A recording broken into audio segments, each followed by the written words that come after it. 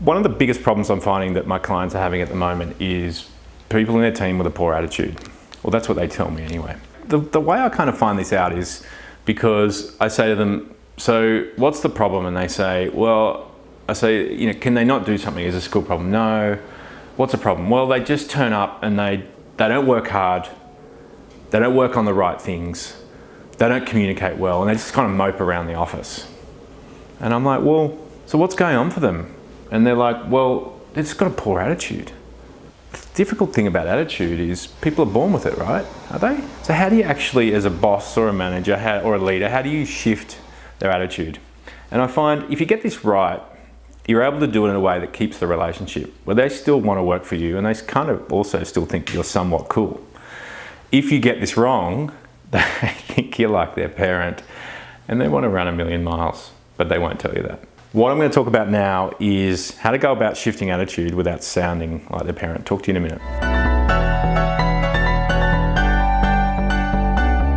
Without wanting to take something and make it so ridiculously simple that it makes no sense, what I want you to give you permission for is to at least think about your people and their development from two angles.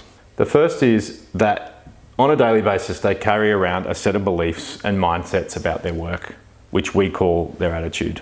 And the thing about the attitude is what we know is it changes.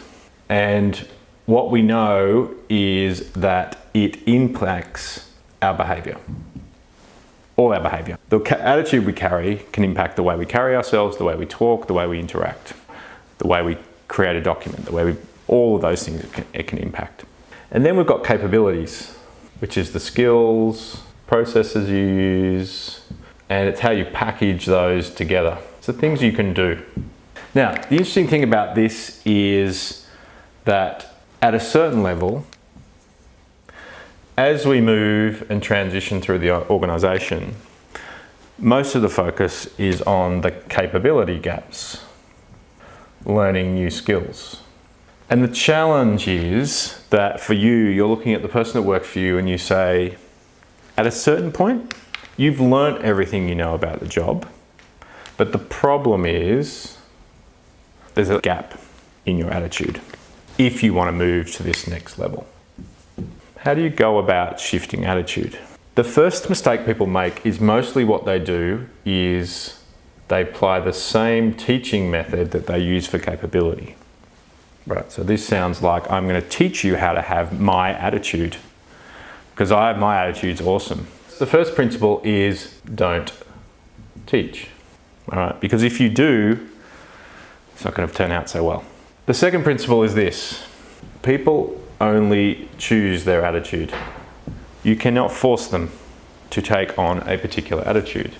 So with the philosophy of them choosing a new attitude, all you can do is ask questions, which is essentially coach, and encourage them through those questions to examine their own thinking. Third principle, leverage. I don't really like leverage. Use their goal. So if they've got a goal of moving up in the organization or getting more balance or moving to a different point or doing something different, use that as a catalyst for talking about, well, how do you want to carry yourself in that role? What sort of thinking or beliefs do you need to do in that role? Here's the thing, really quick summary. A lot of you are great teachers. You spend a lot of time teaching your staff the things they need to be successful. But attitude's always been this thing that we often hire for, we don't teach. But we don't always have the luxury all the time to be able to either pay for it, because to get the people we want, and we need to develop it within our role. So if you want to develop it in your role, 3 principles. Don't use teaching, doesn't work to develop capability. The second is people have to choose their attitude. So all you can do is coach and ask questions and encourage that out of them. And the third is if they want to go somewhere or do something, leverage that as the framing for the coaching process that you're going to use. I hope this has been, well, actually, I know this is going to be really useful because many people out there are talking about this. What I want you to think about is think about the person in your head whose attitude stinks the most, all right?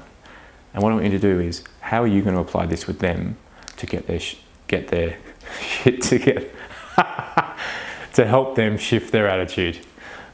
That was a bit of a Freudian slip there, apologies. See you next time on The Reason on the Road.